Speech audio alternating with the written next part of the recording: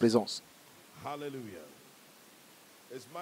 C'est un privilège pour moi ce soir d'envoyer la parole, et privilège qui a été accordé par le serviteur de Dieu, notre Père, l'apôtre sous cette commission, David Oyedepo, et je ne le prends pas pour acquis. Je crois en Dieu, que toutes les grâces dans lesquelles il marche aujourd'hui marcheront aussi pour nous au nom de Jésus. Alors le thème de cette année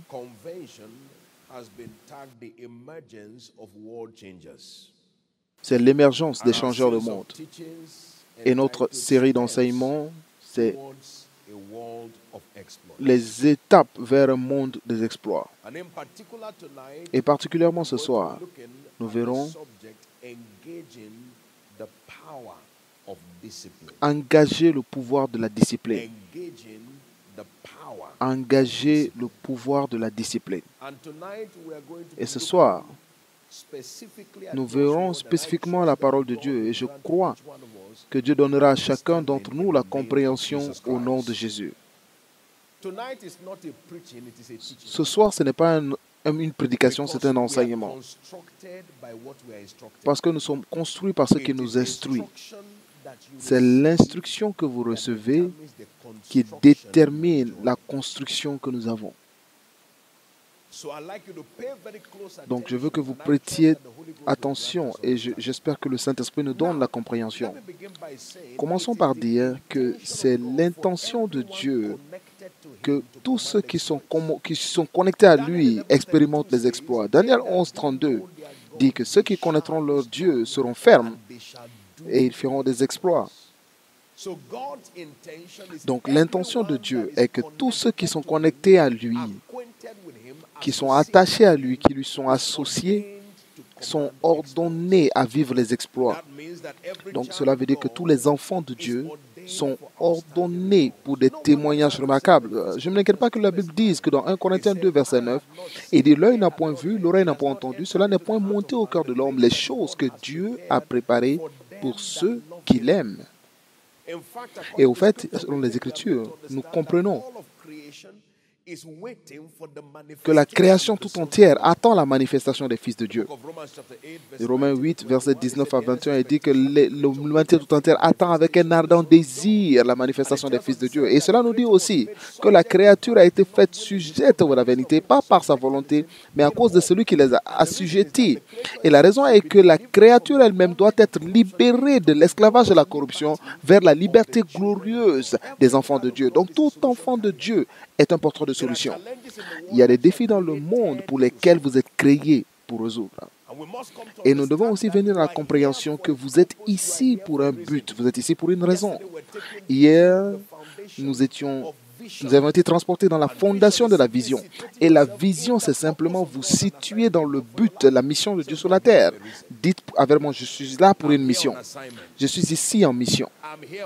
Je suis ici pour un but. Donc nous devons comprendre que vous êtes ici pour une raison, vous portez en vous une réponse à une question que le monde se pose.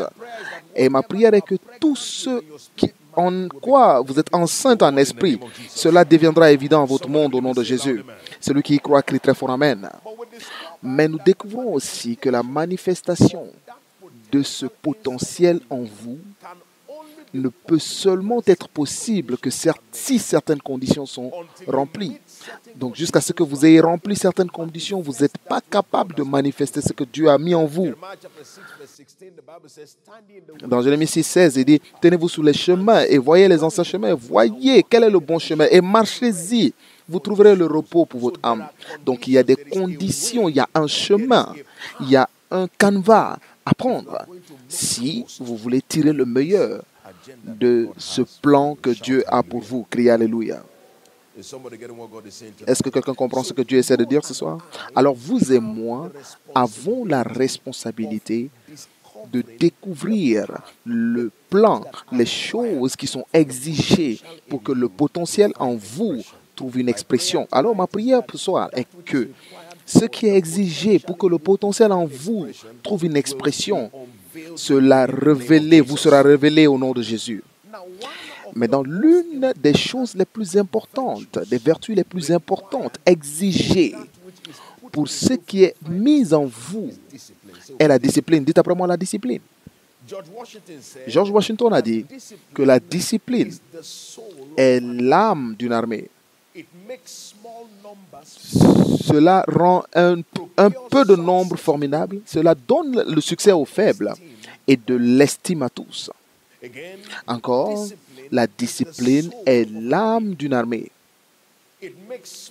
Cela donne à cela rend formidable un petit nombre. Et cela donne du succès aux faibles.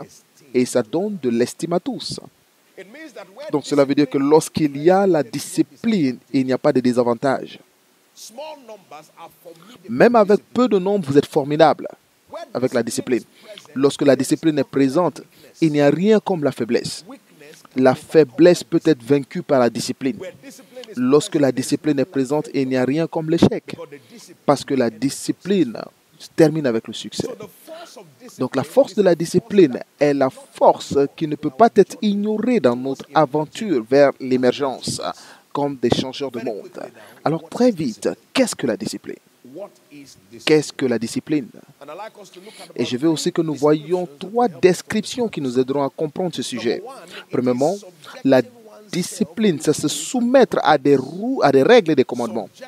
C'est se soumettre à des règles et des commandements.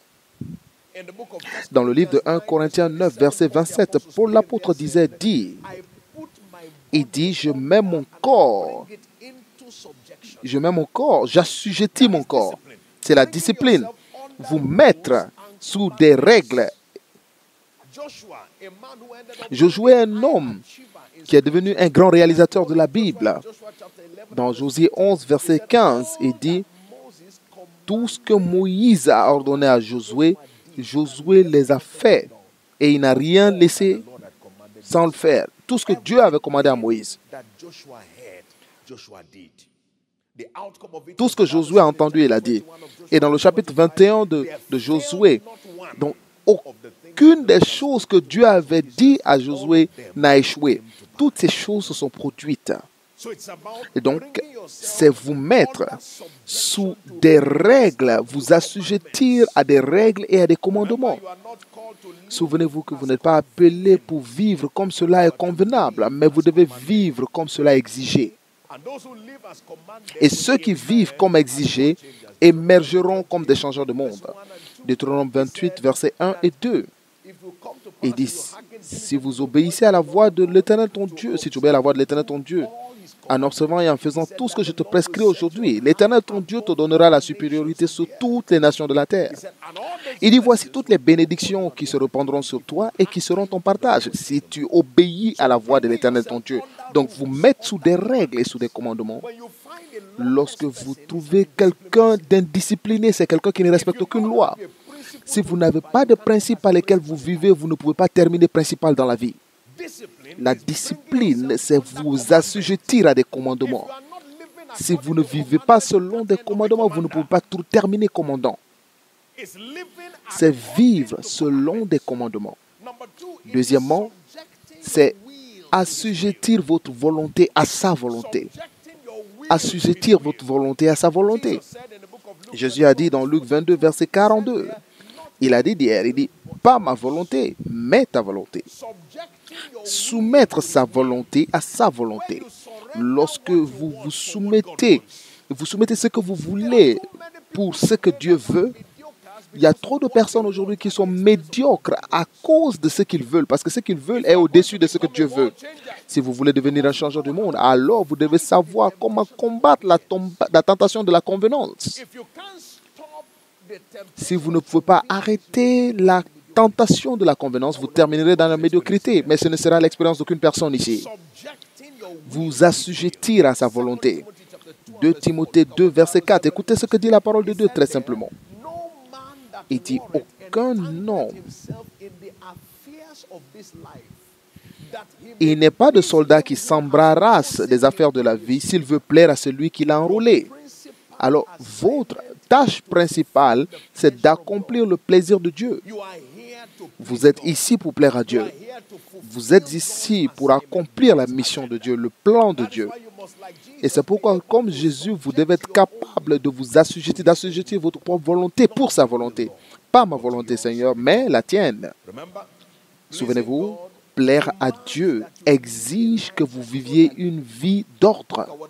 Écoutez ce que dit la Bible dit dans Éphésiens 5, versets 16 et 17. 15 et 16, pardon.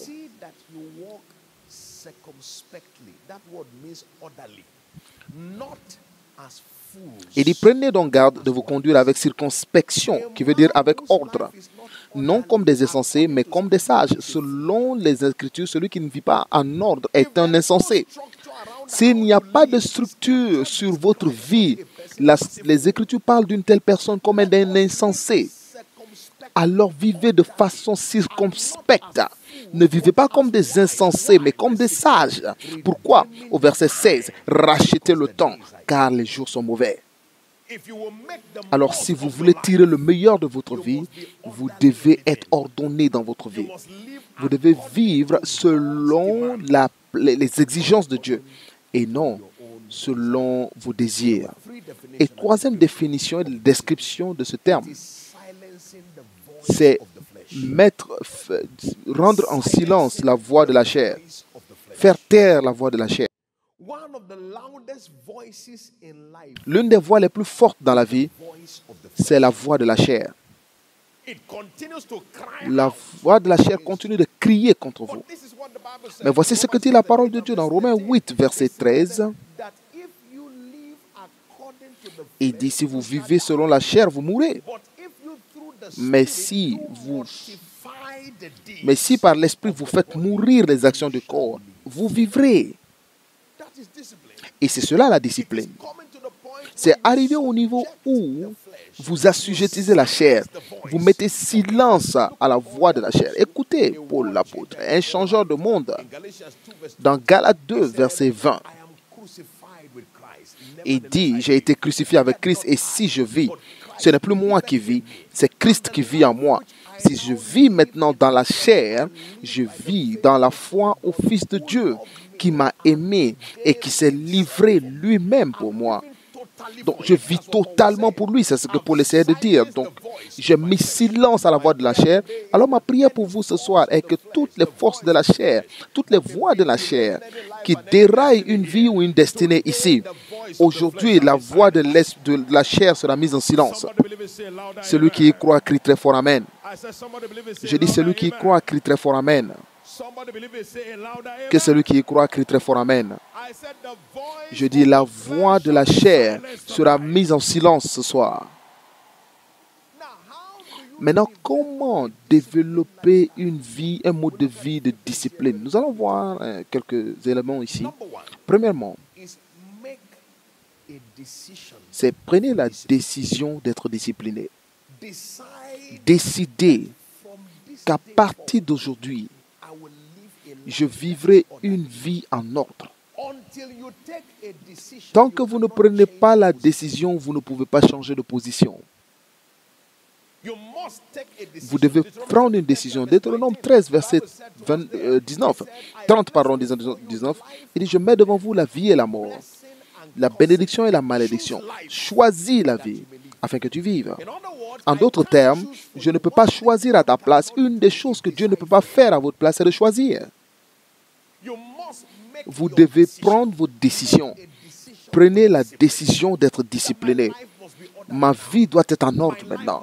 Ma vie doit avoir une structure. Je dois me rassurer que tous les aspects de ma vie est bien planifiés. Criez Alléluia. Prenez la décision.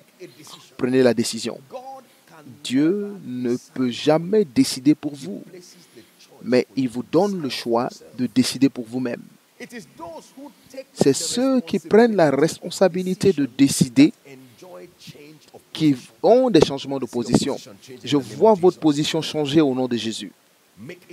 Prenez la décision pour la discipline. La deuxième clé, c'est soyez clair et concentré. Soyez clair et concentré. Dans Matthieu 6, verset 22,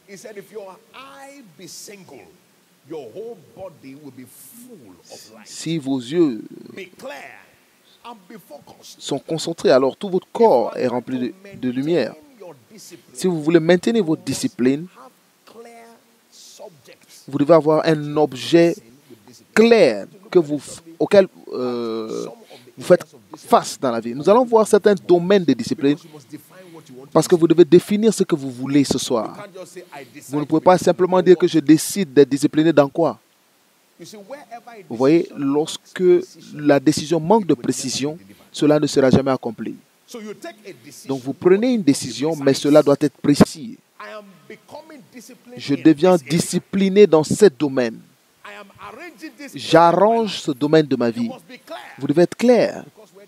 Parce que lorsqu'il n'y a pas de clarté, vous trouverez la confusion. Soyez clair. Troisièmement, cherchez la fortification de votre volonté. Renforcez, demandez à Dieu de renforcer votre volonté. Pourquoi? Parce que la Bible dit dans Philippiens 2, verset 13, c'est Dieu qui fait en nous aussi bien le vouloir que le faire à son bon plaisir. Donc, si vous voulez être capable de respecter votre décision, vous avez besoin de son renforcement. Donc, cherchez l'aide de votre volonté parce qu'il faut le revêtement de l'Esprit de Dieu pour vous permettre de dominer toutes les forces qui se tiennent contre votre discipline. Si vous voyez ce que dit la Bible dans Romains 7 à partir du verset 18, il nous dit là, je sais qu'en moi, ce qui est bon, je le sais, n'habite pas en moi, c'est-à-dire dans ma chair, j'ai la volonté, mais non le pouvoir de faire le bien. Donc cela veut dire que je peux prendre une décision, mais j'ai besoin d'un revêtement de puissance pour m'aider à faire ce que j'ai décidé de faire. Et c'est pourquoi je dis dans Romains 1, chapitre 8, versets 1 et 2, il n'y a plus de condamnation en ceux qui sont en Christ, qui ne marchent plus selon la chair, mais qui marchent selon l'esprit. Car la loi de l'esprit de vie en Christ m'a libéré des limites de la chair. Donc, il faut le revêtement de puissance de l'Esprit de Dieu pour que vous soyez capable de prendre cette décision et de la transformer en action. Il y a beaucoup aujourd'hui dont la décision a été convertie en frustration. Pourquoi? Parce qu'ils ne sont pas revêtus de puissance. Ils ne sont pas revêtus de puissance. Beaucoup d'entre vous, par exemple, vous êtes arrivé à des conventions passées et vous avez décidé, pendant que je quitte ici, voici ce que je vais faire. Et 3 jours plus tard, vous avez cessé de le faire. Pendant que je quitte cette montagne maintenant, minimum 3 heures de prière par jour. Ça, c'est une décision. Mais si vous ne priez pas, si vous ne demandez pas le revêtement de puissance, vous n'allez même pas prier 30 minutes. Est-ce que quelqu'un comprend maintenant? Vous avez besoin d'être revêtu de puissance. Dites-le, j'ai besoin d'être revêtu de puissance. J'ai besoin d'être revêtu de puissance. La décision sans revêtement de puissance équivaut à la frustration. Et les statistiques nous disent que la majorité des gens ont des résolutions de nouvel an. Mais cela s'arrête le premier mois de l'année. La majorité des personnes. Certains d'entre vous le font. Vous l'avez fait en 2018. Mais vous planifiez déjà pour 2019. Parce que ce que vous avez fait en 2018 n'a pas marché. La majorité des gens prennent des décisions pour le début de l'année. Je vais faire ceci, je vais faire cela. Et pendant le mois de janvier, cela s'arrête. Pourquoi? La décision sans revêtement de puissance. Mais je prie pour vous ce soir que toutes les décisions que vous prenez sur cette montagne, la puissance d'en haut viendra sur vous au nom de Jésus. La puissance d'en haut viendra sur vous au nom de Jésus.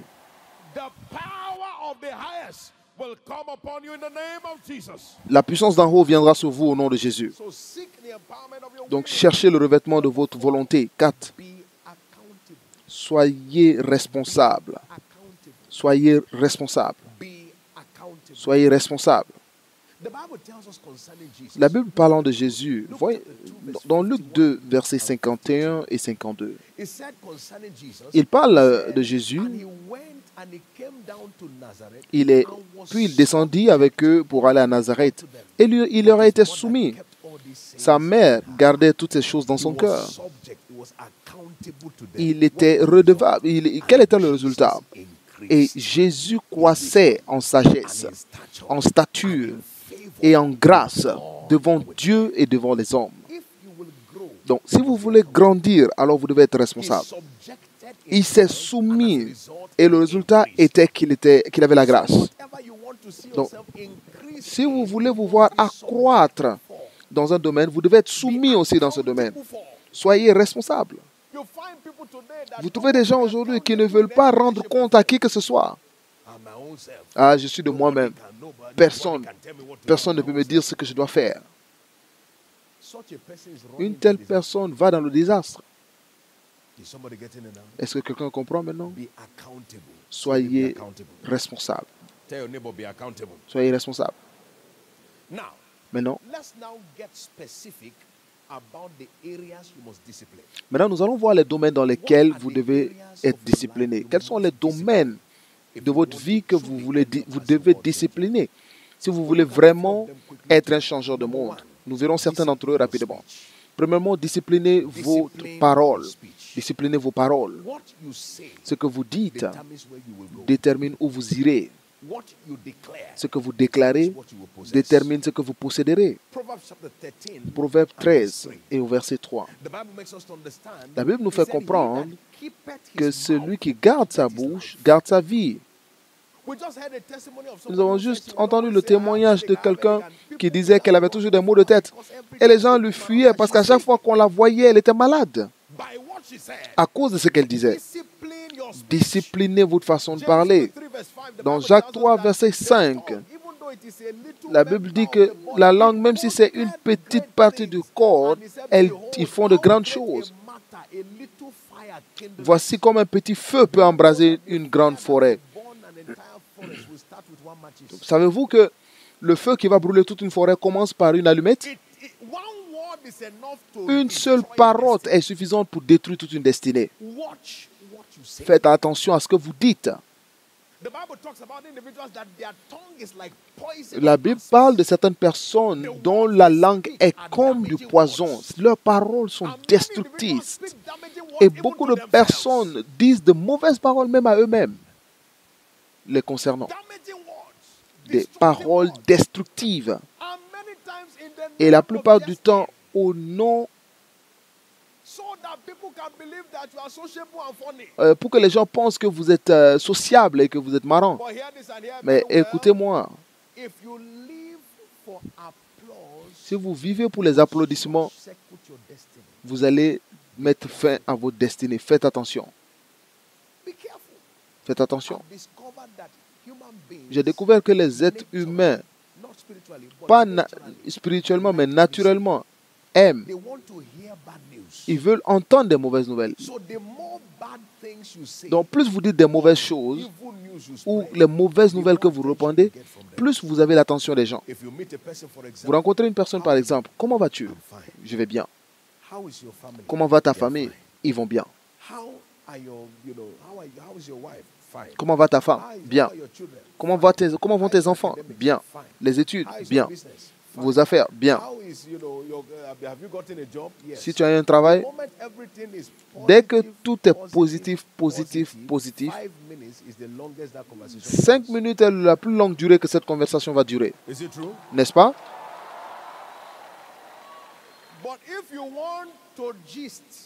Mais si vous voulez bavarder, tout ce que vous devez dire c'est comment va la famille? Mon frère.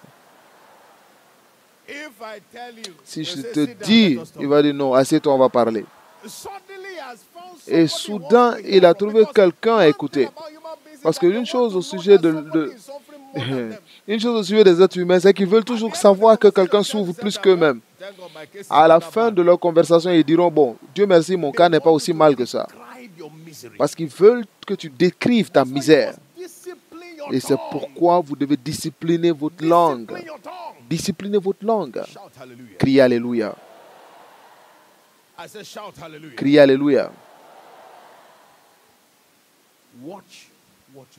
Faites attention à ce que vous dites. La Bible dit, mets une garde sous mes lèvres. Donc vous devez garder. Refusez de laisser les paroles s'écouler comme ça, sans arrêt. La Bible dit que dans la multitude des paroles, il y a toujours un péché. Beaucoup sont victimes de beaucoup de paroles. Vous ne pouvez pas trop parler et ne pas mal parler. Vous ne pouvez pas trop parler sans mal parler. Il y a beaucoup du matin au soir, lorsqu'ils iront dormir, ils ne font que parler. Ils ne font que parler. Tu as entendu? Tu as vu? Tu es allé? Tu es revenu? Tu iras? Ils ne font que parler. Parler. S'ils ne parlent pas, ils dorment. À tout moment, ils ne font que parler. Mais dans la multitude de paroles,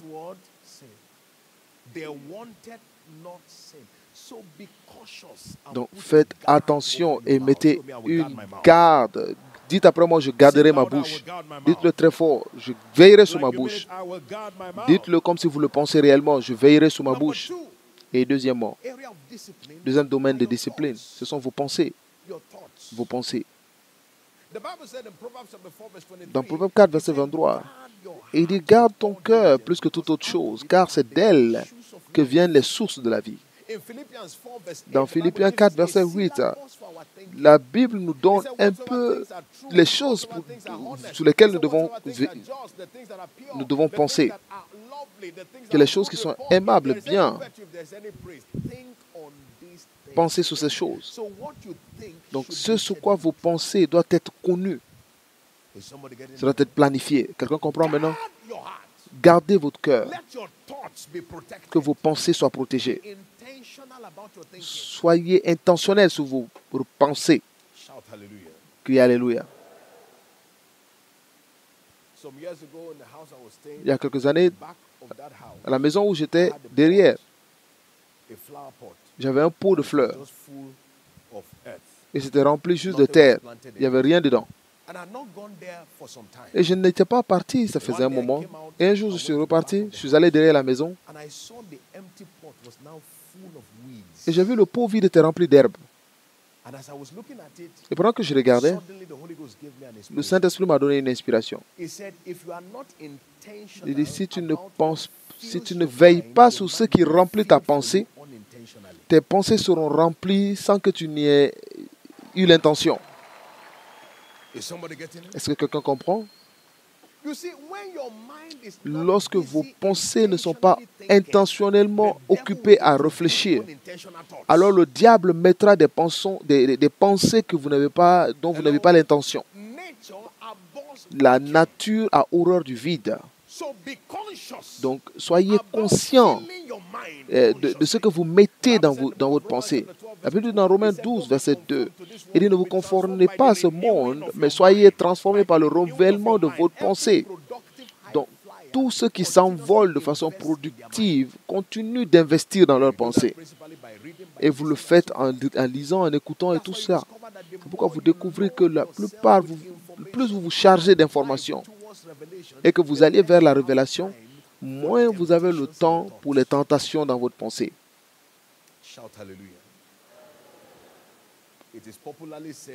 Il est dit souvent qu'une pensée vide est l'atelier du diable. Mais si vous n'êtes pas en train de penser de façon consciente, alors vous serez sans vous-même guidé dans vos pensées. Donc, investissez dans vos pensées et soyez conscient de ce sur quoi vous pensez. Criez Alléluia. Donc, disciplinez vos pensées. Troisièmement, disciplinez vos yeux. Disciplinez quoi? Vos yeux. Il y a beaucoup de personnes qui sont victimes de leurs yeux.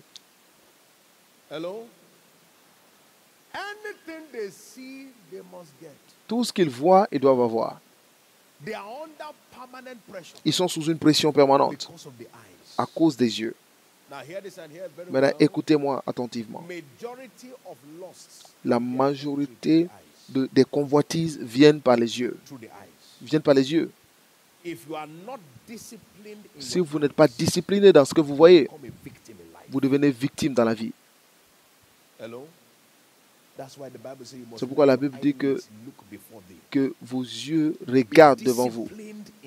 Soyez disciplinés dans vos yeux. Job a dit quelque chose dans Job 31, verset 1.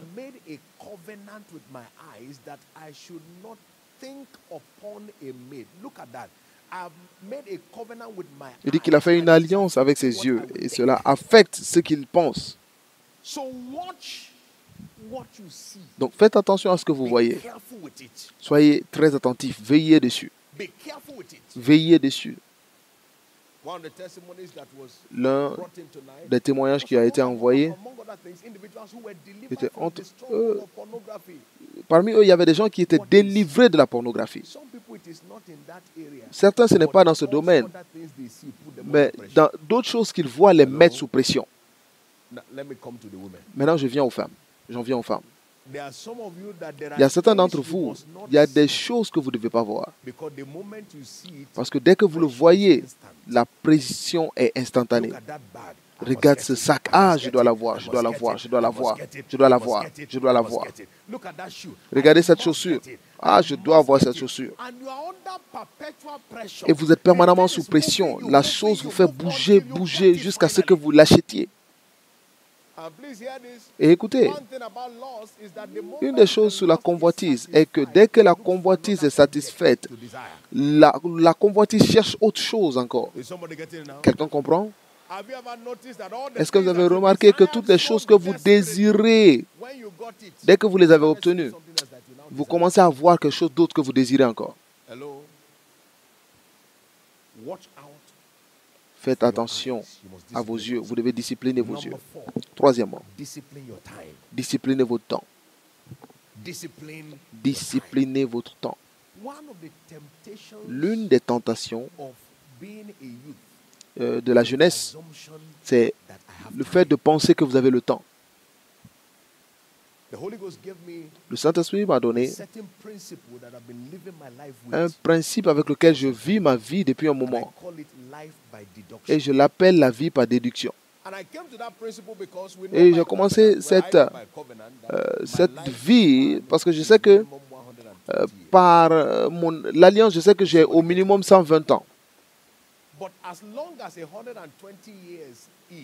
Mais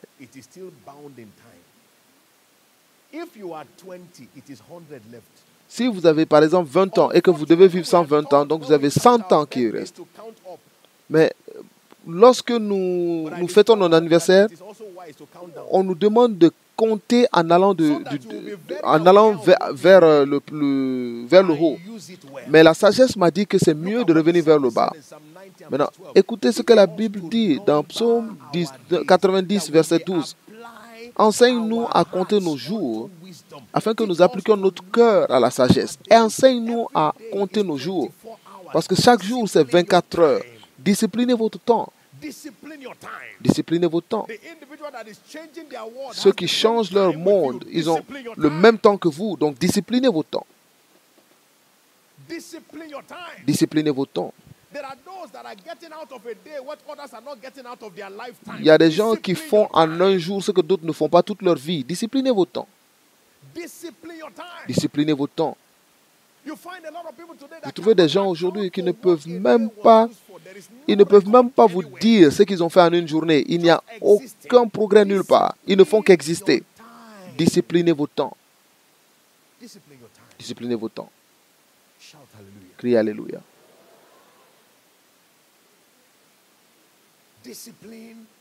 Disciplinez votre temps. Si vous voulez aller loin dans la vie, alors disciplinez votre temps. Par exemple, si vous savez que le temps est valable et a de la valeur, vous découvrirez que même votre sommeil sera géré. 8 heures de sommeil, c'est un tiers de la journée. C'est quoi? C'est un tiers de votre journée. Si vous dormez 8 heures tous les jours, de votre naissance à l'âge de 60 ans, vous avez dormi 20 ans. Vous avez 40 qui restent pour faire de l'impact.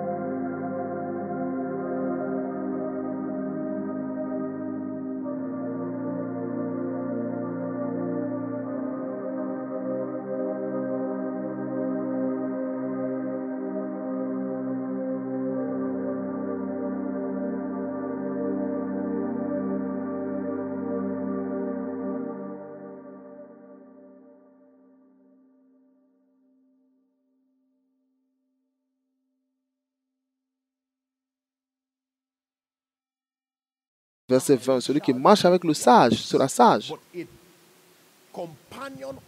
mais le compagnon de l'insensé sera détruit.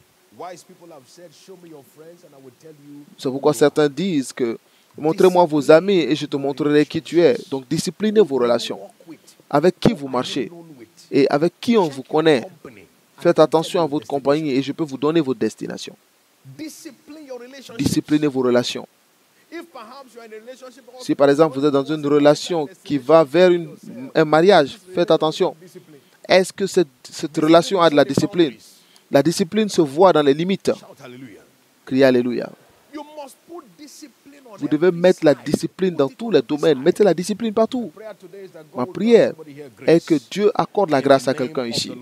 Au nom de notre Seigneur Jésus-Christ. 6. Disciplinez vos ressources.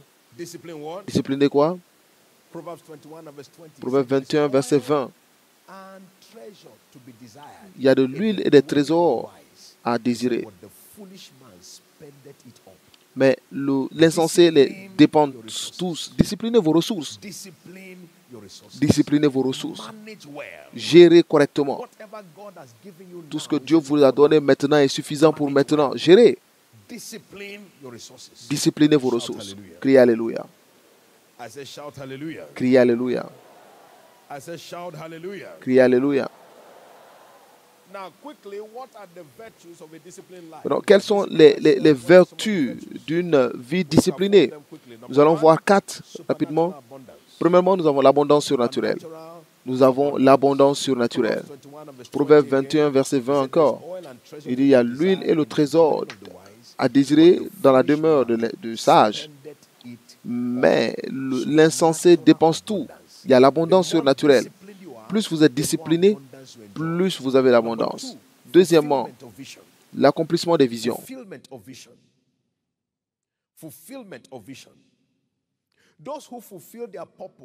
Ceux qui atteignent leur but sont des gens qui ont discipliné leur vie. Dans Josué 11, verset 15, nous avons vu plus tôt que tout ce que Dieu avait commandé à Moïse, Moïse avait aussi commandé à Josué. Et tout ce que Moïse a commandé à tout ce que Moïse a commandé à Josué, Josué les a tous accomplis. Et le résultat final était qu'il a accompli sa mission. Vous accomplirez votre mission au nom du Seigneur Jésus-Christ. 3. Des accomplissements inhabituels.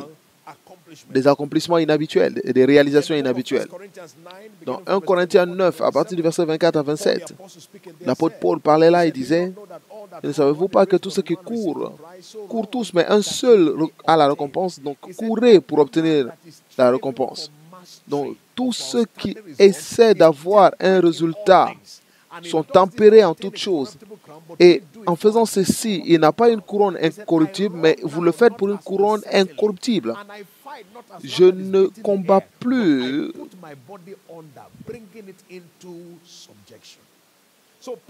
Donc Paul ici parle en nous disant que la seule façon pour que vous puissiez avoir la maîtrise, pour atteindre la couronne, pour émerger comme un changeur de monde, c'est que vous devez être discipliné dans votre approche. Criez Alléluia. Si vous tournez autour du serviteur de Dieu, l'apôtre sur cette commission, vous trouverez quelqu'un de très discipliné. Tous les domaines de sa vie sont emballés et disciplinés. Et c'est pourquoi il est capable de délivrer de la façon dont il le fait. Le poids des responsabilités est énorme, mais la discipline le permet de joindre tous les aspects de sa vie sans échouer. Mais cela sera l'expérience d'une personne ici. À partir d'aujourd'hui, vous n'échouerez dans aucun domaine de votre vie. Au nom du Seigneur Jésus-Christ. Vous y croyez, criez très fort Amen. Quatrièmement, c'est la grandeur surnaturelle. À chaque fois que vous vous engagez dans la discipline, vous vous placez sur le chemin de la grandeur. Philippiens 2, versets 5 à 11. Il dit, toi qui as été crucifié en Jésus-Christ. He said, yet he made himself of no reputation. He took upon him the form of a servant and was made like man. He said, wherefore, being found in the fashion of man, he humbled himself and became. Il s'est humilié lui-même, se rendant obéissant jusqu'à la mort. même jusqu'à la mort de la croix. C'est pourquoi aussi Dieu l'a souverainement élevé et lui a donné le nom qui est au-dessus de tout nom, afin qu'au nom de Jésus, tout genou fléchisse dans les cieux, sur la terre et sous la terre, et que toute langue confesse que Jésus-Christ est Seigneur, à la gloire de Dieu le Père. Donc si vous voyez cette écriture, vous découvrirez que Jésus lui-même s'est soumis sous la discipline. Et le résultat était qu'il a terminé grand. Je vois quelqu'un terminer grand.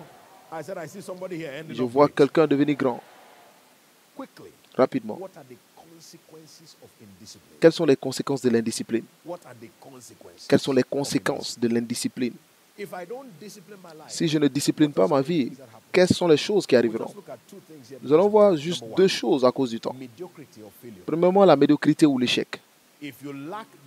Si vous manquez de discipline, alors l'échec devient la destination, mais cela ne sera pas votre expérience au nom de Jésus. La Bible nous fait comprendre dans Josué 1:8, il dit, ce livre de la loi ne s'éloigne point de ta bouche, mais médite la jour et nuit, afin de vivre, ou alors de faire la discipline, d'être discipliné en sorte de faire tout ce qui est écrit. Alors, tu auras du succès dans tes entreprises. Donc, si vous n'êtes pas discipliné pour mettre la parole de Dieu en œuvre, alors vous n'avez pas réussi. Donc, la médiocrité est le résultat de l'indiscipline. La médiocrité est le résultat de l'indiscipline. Vous avez beaucoup de personnes ici aujourd'hui qui échouent. Ils sont médiocres. Ils sont frustrés à cause de l'indiscipline complète. Vous trouverez un homme d'affaires qui ouvre une boutique, qui met un panneau de signalisation, il met du bien, et vous allez dans la boutique qui n'est pas là. Alors vous ne pouvez pas accuser quelqu'un. L'échec est un produit de l'indiscipline. C'est l'indiscipline totale. J'ai été dans beaucoup de boutiques pour évangéliser et vous trouverez que le vendeur s'endort et le propriétaire est par terre en train de dormir, il est loin. Si vous voulez acheter quelque chose, il faut le réveiller d'abord. Je cherche ceci, je cherche cela. Et vous découvrez que cette sorte de personnes-là continuent de prier pour le succès. Seigneur, fais-moi réussir. Que les clients viennent. Ils sont venus pendant que tu dormais. Beaucoup sont victimes de l'indiscipline. Si vous allez dans beaucoup de campus, le période des examens, ce sont des périodes de prière sérieuses. Vous verrez tous les chrétiens, nous ne devons pas échouer. Père, donne-moi le succès. Toutes choses, j'ai entendu, que je m'en souvienne maintenant. Ce que je n'ai jamais entendu, aide-moi à le savoir. Le problème que ces gens ont, c'est le manque total de discipline. Le manque total de discipline. Vous trouvez quelqu'un en classe, mais il ne prend jamais le temps d'étudier. Et ce genre de personnes prie pour le succès et accuse même Dieu de ne pas avoir réussi ses examens. Le défi, c'est l'indiscipline. Criez Alléluia. Il y a certains sujets de prière qui seront éliminés aujourd'hui. Il y a certains